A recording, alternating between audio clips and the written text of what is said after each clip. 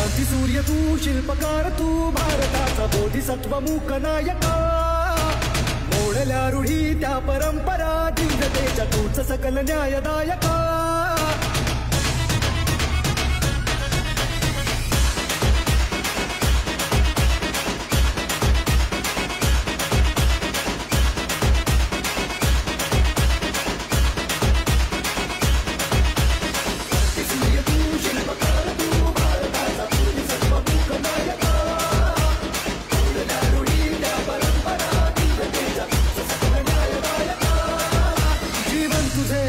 प्रेरणा ही दिशा तुझीच गर्जना.